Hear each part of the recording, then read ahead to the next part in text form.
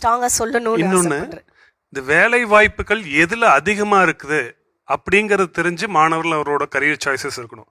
குறிப்பாக பார்த்தீங்கன்னா நம்ம இந்தியாவில் வந்து 6 crore MSMEs இருக்குங்க, micro small and medium enterprises. அதில் வந்து எத்தனை ஆல்மோஸ்ட் 1/6 ஆஃப் அவர் பாப்புலேஷன் 25 கோடி மக்கள் வந்து எம்எஸ்எம்இஸில் தான் எம்ப்ளாய் ஆயிருக்காங்க. எம்எஸ்எம்இஸ்ங்கிறதுல வந்து மோஸ்ட்லி யார் எம்ப்ளாய் பண்ணுறாங்கன்னா டிப்ளமோ மாணவர்கள் எம்ப்ளாய் பண்ணுறாங்க. Micro small and medium enterprises, corporates, multinational companies ஒரு கேட்டகரிங்க. அதுக்கு அடுத்தது எம்எஸ்எம்இஸ். ஒரு உதாரணமா ஏதாவது ஒரு கம்பெனி சொல்லுங்களேன். இங்க கோயம்புத்தூர்ல சிட்கோ இந்த மாதிரி இருக்கக்கூடிய நிறைய இண்டஸ்ட்ரீஸ் எல்லாமே, இன்ஃபோசிஸ் இந்த மாதிரி பெரிய கம்பெனிஸ் தவிர மற்ற கம்பெனிஸ், ஸ்டார்ட் அப்ஸ் எல்லாமே அதுல வருங்க. ஸ்டார்ட் அப்ஸ் இப்போ நிறைய பேர் ஸ்டார்ட் அப்ஸ் ஆரம்பிக்கிறாங்க. சிட்கோ இந்த மாதிரி வந்து நிறைய சிப்காட்ல நிறைய இண்டஸ்ட்ரீஸ் இருக்கு. இந்த மாதிரி கம்பெனிஸ் எல்லாமே எம்எஸ்எம்இஸ்ல வருது. அதுல இந்த ஷாக்கிங் டேட்டாஸ் 25 கோடி மக்கள் வந்து இந்த எம்எஸ்எம்இஸ்ல தான் எம்ப்ளாய் ஆயிருக்காங்க. அப்ப வேலை வாய்ப்புகள் எங்க அதிகமா இருக்குது அப்படின்னு சொன்னா, எல்லாருமே வந்து இன்ஜினியரிங் ரெப்யூட்டட் இன்ஸ்டிடியூஷன் அங்கே போயிட்டு அங்கே புஷ் பண்ணிட்டு இருந்தோம்னா unemployment and under employment result ஆகிறதுக்கு காரணமே அதுதாங்க. எல்லாருமே இந்த ஒயிட் காலர் ஜாப்னு ஒரு சர்டன் டிகிரிக்கு போகும் பொழுது அந்த மிடில் லெவல் எம்ப்ளாய்மெண்ட்டில் வந்து ஆட்கள் இல்லைங்க.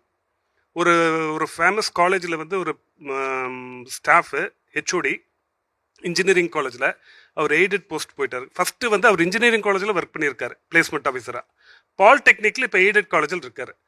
இன்ஜினியரிங் காலேஜில் அவர் ஸ்டாஃபாக இருந்த பொழுது கம்பெனிஸை இவர் தேடி போய் எங்கள் பையங்களை வந்து ரெக்ரூட் பண்ணிக்கோங்க அப்படின்னு சொல்லி கேட்டுட்டு இருக்கும் பொழுது, இல்லைங்க எங்களுக்கு தேவையில்லை அப்படிங்கிற.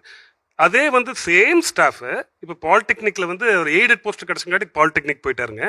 அந்த எந்த கம்பெனி வந்து இவர் போய் தேடி போனாரோ அந்த கம்பெனி இப்போ போய் எங்களுக்கு டிப்ளமோ ஹோல்டர்ஸ் கொடுங்கன்னு சொல்கிறாங்க.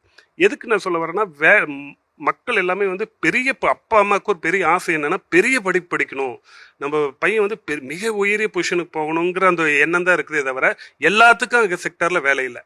அந்தந்த அகடமிக் லெவல் எபிலிட்டிக்கு தகுந்த மாதிரி அந்தந்த கேட்டகரிக்குரிய ஒரு மேன் பவர் படிப்பு போனாதான் வந்து அதுக்குரிய வேலை வாய்ப்புகள் அங்கே இருக்குங்க.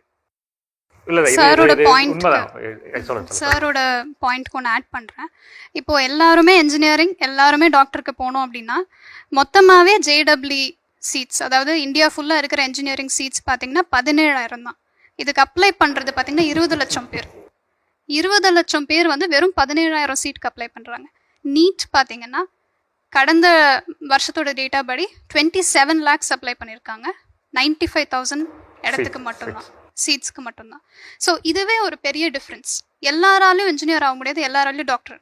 ஸோ சார் சொன்ன மாதிரி மீடியம் இண்டஸ்ட்ரீஸில், எஸ்பெஷலி சர்வீஸ் இண்டஸ்ட்ரி, இந்தியா மாதிரி ஒரு கண்ட்ரியில் நம்ம ஒரு மால் போகிறோம், நம்ம பார்க்குற எத்தனை பேர் நம்மளை சுற்றி வேலை பார்த்துட்டு இருக்காங்கன்னு. ஒரு காஃபி கொடுக்குற ஆள்லேருந்து, ஒரு ஜானிட்டர் லேடியிலேருந்து, அது ஒரு ஆளாக கூட இருக்கலாம், யாராக வேணா இருக்கட்டும், சர்வீஸ் இண்டஸ்ட்ரி ரொம்ப ரொம்ப முக்கியம். மேம் சொன்ன மாதிரி ப்ளம்பிங்லேருந்து, எலக்ட்ரீஷியன்லேருந்து. எனக்கு தெரிஞ்சு நம்ம பல பேர் யோசிச்சிருப்போம், ஒரு பிளம்பர் வீட்டுக்கு வரும்போது இது ஸ்கூலில் நம்மளே படிச்சிருக்கலாம், அந்த மாதிரி கூட நமக்கு வெயிட் பண்ணும்போது வி ஹாவ் திஸ் தாட் இந்த மைண்ட்ல. டாக்டர் கூட அப்பாயின்மெண்ட் வாங்கலாம்.